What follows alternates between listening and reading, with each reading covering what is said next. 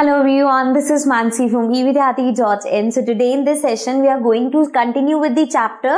So next हमारा topic है what is an electric fuse. अब एक electric fuse क्या होता है? An electric fuse is a device that is used to prevent the damage that can be caused by an excess of electric current. Electric current ज्यादा produce होने से, ज्यादा आने से जो डैमेज हो सकता है उसको रिड्यूस करता है या उसको अवॉइड करता है या हेल्प करता है हमारी डैमेजेस को बचाने में इलेक्ट्रिक फ्यूज. कैसे करता है? Let's see. According to the heating effect of the electric current, अभी हमने देखा था इससे पहले कि जब हमने टॉपिक्स किए थे कि करंट का एक हीटिंग इफेक्ट होता है, ठीक है, वो हीट प्रोड्यूस करता है. A wire becomes hot as current is pass through it. तो हमने पढ़ा था कि जब उसमें से करंट पास ऑन होता है तो वायर गर्म हो जाती है, correct. However, if an excess of current is passed through a wire, it can melt or break. वो कह रहे हैं जब हम उसमें से excess of current पास कर देंगे तो वो वायर जो है वो मेल्ट भी हो सकती है और ब्रेक भी हो सकती है, ठीक है.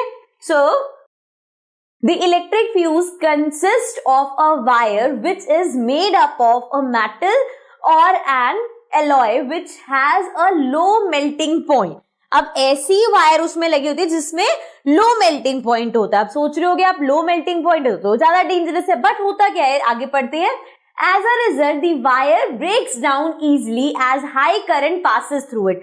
तो जब हाई करंट पास ऑन होता है तो वो क्या करता है, उसके अंदर की जो वायर है वो ब्रेक डाउन हो जाती है.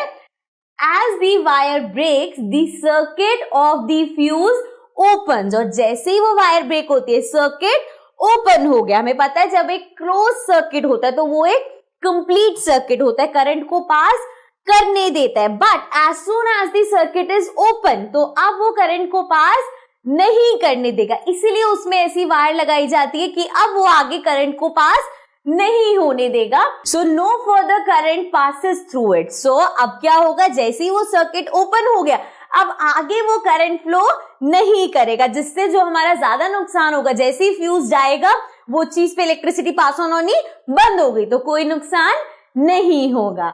Then this can prevent a short circuit for fire due to high electric current. High electric current से कभी कभी फायर लग जाती है, शॉर्ट सर्किट हो जाता है, तो ये उसको भी प्रिवेंट कर सकता है. Got it? Next we have different types of fuses are used for different devices and some are also available for houses as well. So अलग अलग चीजों में अलग अलग टाइप के फ्यूज लगे होते हैं. जैसे इस तरह का जो आप फ्यूज देख सकते हो, it is used in buildings. And यहाँ पे जो आप ये पतले फ्यूजेस देख रहे हो they are used in electrical appliances, ठीक है. So next, Now next we have how can excess current pass through a circuit. अब वो कह रहे हैं excessive current कैसे एक circuit से pass through हो सकता है. So reason why excess current can pass through a circuit, sometimes we connect different devices to the same socket. अब हमारे घर में सॉकेट होता है, अब ऐसा तो है नहीं, कुछ सॉकेट फिक्स होता है. जैसे आपने देखा होगा आपके फ्रिज का अगर सॉकेट पीछे है तो वहां पे सिर्फ फ्रिज ही होता है, ऐसा नहीं है फ्रिज को बार बार निकाल के आप उसमें चार्जर लगाते रहते हो या कुछ लगाते रहते हो, है ना. तो कुछ सॉकेट्स हमारे फिक्स होते हैं, बट कुछ सॉकेट्स ऐसे होते हैं जिसमें कभी हम चार्जर लगा देते हैं, कभी लैंप लगा देते हैं, कुछ भी चीजें मतलब अलग अलग लगाते रहते हैं. सो we connect different devices to the same socket which results in drawing of more current from that socket. अब उससे क्या होता है, उस सॉकेट में ज्यादा करंट पास ऑन होना स्टार्ट हो जाता है. As a result, the load on the circuit increases and it can lead to a short circuit or fire. तो इससे क्या होता है, उस पर्टिकुलर सॉकेट पे या उस पर्टिकुलर सर्किट पे जो लोड है वो बढ़ जाता है and it can lead to short circuit और फायर, ठीक है. फायर या शॉर्ट सर्किट हो जाता है मतलब उस वजह से, ठीक है. आगे बढ़ते हैं. When the insulation of wires get torn away, the wires can come in contact with each other which cause a spark or may lead to a fire which is again short circuit. So insulation क्या होता है, कोई भी wire होती है वो कभी भी ऐसा नहीं होता कि ओपन वायर्स, पतली पतली तारें आपको दे दी। वायर्स में हमेशा एक कवरिंग होती है जो कि इंसुलेटर का काम करती है। इंसुलेटर मतलब जो कि इलेक्ट्रिसिटी के बैड कंडक्टर। तो उस इंसुलेटर के अंदर जो चीज है उसमें तो करंट आराम से पास होगा, लेकिन ऊपर नहीं। अब ऐसा नहीं है ना कि आप वायर को पकड़ते हो, अगर ओपन वायर पकड़ोगे तो आपको करंट लगेगा, लेकिन जहां कोटिंग वाली पूरी वायर होती है उसको पकड़ते हो तो आपको करंट नहीं लगता है ना, बिकॉज वो ऊपर इंसुलेशन है। लेकिन जब ये हाई करंट पास होता है तो जो इंसुलेशन है वो क्या होते हैं, insulation of wire get turn away, the wires can come in contact with each other. अब क्या होता है, जब उसके इंसुलेशन हट गए तो जो अलग अलग वायर्स है वो दोनों एक दूसरे से टच हो जाती है और कब उसी की वजह से स्पार्क वगैरह होती है। आपने देखा ना, कभी एकदम से हम कोई स्विच लगाते तो एकदम से स्पार्क हो जाता है। So that is because of that कि अब जो उसमें वायर्स है उसके इंसुलेटर्स वो टर्न अवे हो गए हैं एंड वायर्स आपस में टच हो रही है, and this can also lead to short circuit और फायर्स। ठीक है, then this is why fuses are used to prevent any kind of short circuit and overloading. तो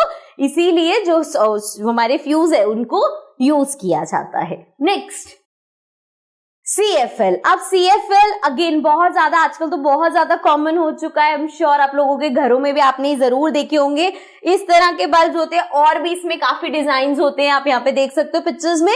सो दीज आर CFL। अब CFL और जो हम यूजली अभी जो इसमें हम इलेक्ट्रिक बल्ब की बात कर रहे थे, क्या डिफरेंसेस है वो भी समझ आ जाएगा।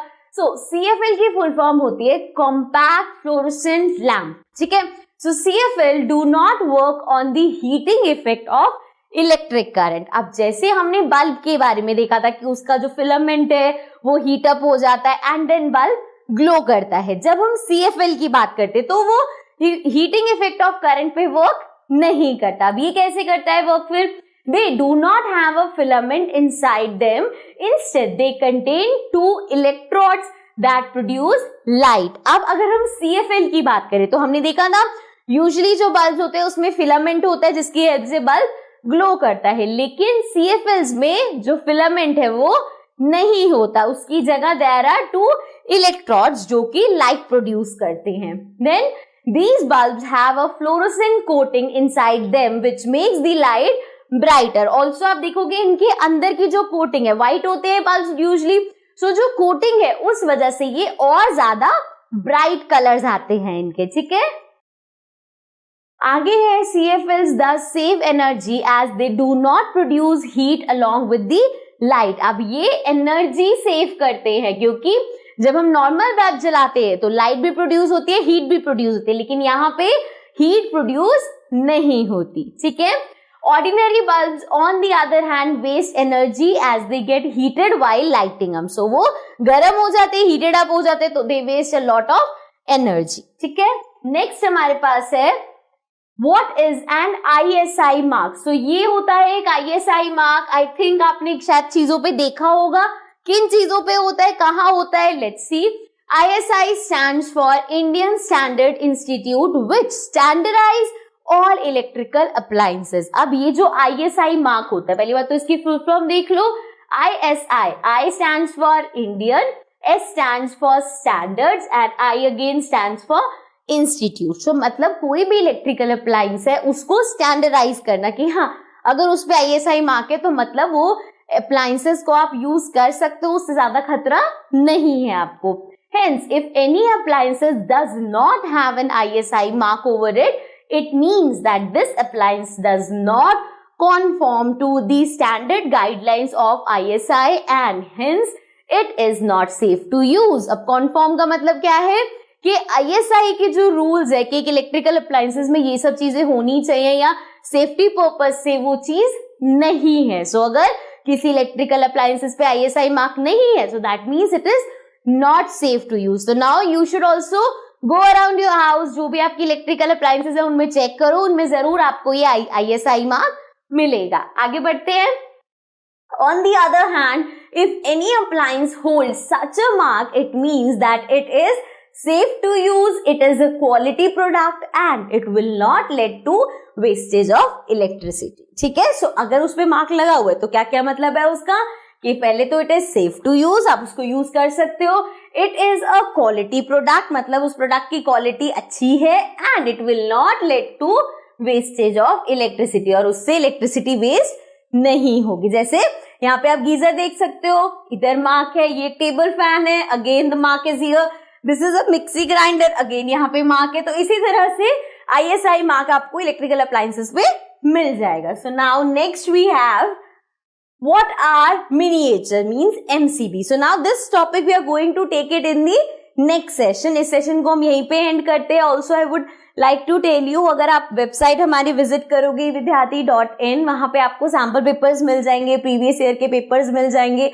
ऑल्सो जब हम चैप्टर्स को कंप्लीट कर लेते हैं, अगर आप नोट्स भी चाहो तो वहां से ले सकते हो, एंड जब आपने पूरा चैप्टर प्रिपेयर कर लिया तो उसमें क्विज भी होते हैं, MCQs होते हैं, जो कि आप वहां पे देख सकते हो, एंड आप एक अपना ही टेस्ट ले सकते हो, जिससे आपको कंफर्म हो जाएगा कि जो आपने पढ़ा है आपको अच्छे से आ गया है। And also it is all free, so do visit the website and आप ये सब चीजें वहां से डाउनलोड कर सकते हो। So I see you all again in the next session, till then take care and bye bye.